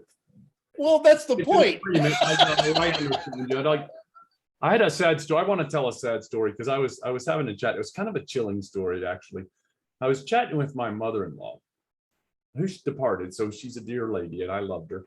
But I'm having a chat with her, and I said the problem with it is you're depending on guys like me with guns to come and take stuff from guys like me. Yes. She said, we don't like to talk about the guns. I said, okay, I'm not going to make you talk about the guns. And she said, and it's only your stuff because we agree it's your stuff. And I said, my God, you're a communist. And the chilling response was no response. And the hair on the back of my neck stood up. I was like, oh, that what was. they're saying is might makes right. Okay, well, we're the strong. Let's just go make might right. Let's use make might right. We won't talk about the guns though. That was very good. Oh, because it flips their argument. So this is the point I wanted to make. That was good. Right? Is that they're when they say law, what they're trying to do is that what did we spend? I spent the whole first hour trying to get across this one point, that tri-functionalism is a burdensome, a neurologically burdensome competition between three factions that prevent any one of them getting out of control, right? The family and religion, the family and society, really society's children, right? The economy, right? And the state. They're trying to prevent all of those things from getting out of control. evil capitalism, evil state, evil religion. Marxism is an evil religion, right? So I spent the whole thing, I tried to beat that horse as dead as I could, to stick it in people's heads. And the reason is because the point is, what are they trying to do here? They're trying to drive to monopoly and away from tri-functionalism. That was wonderful.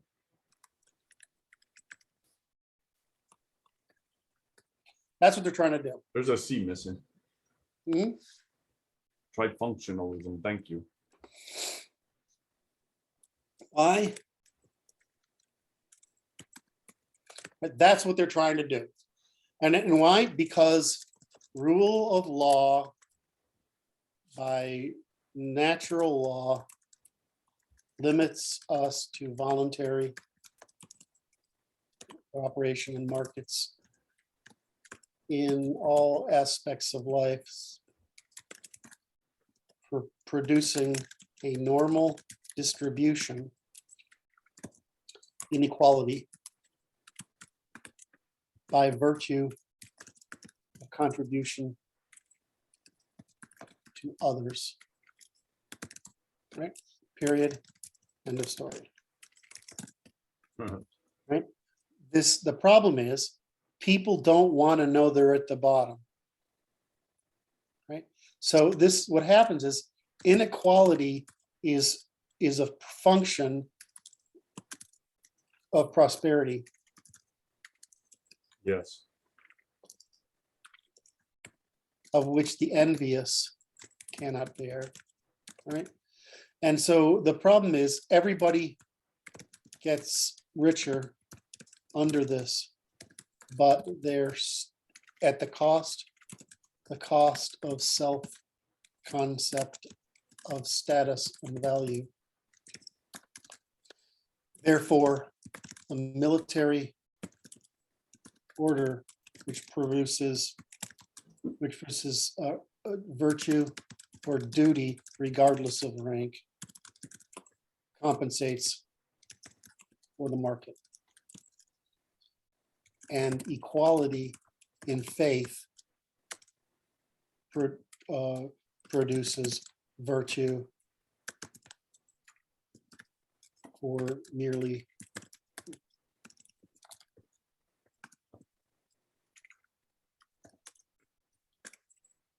so you don't understand, this is science.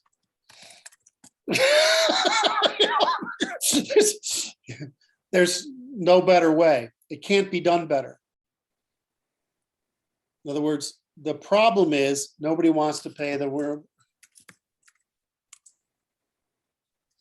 Is those with overactive need for equality,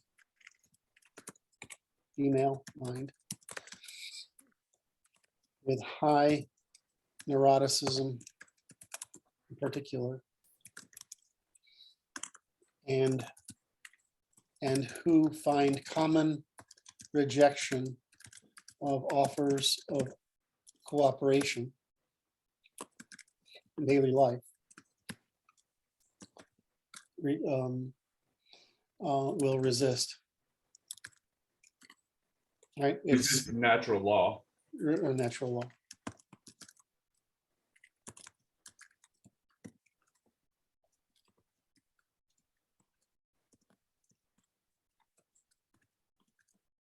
In other words, they're just doing what natural law says they would do. So we can insure people. So we can insure the willing. We can insure the unable.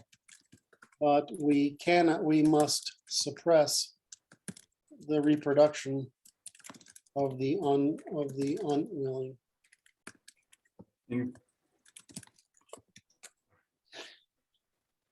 That's it. That's science.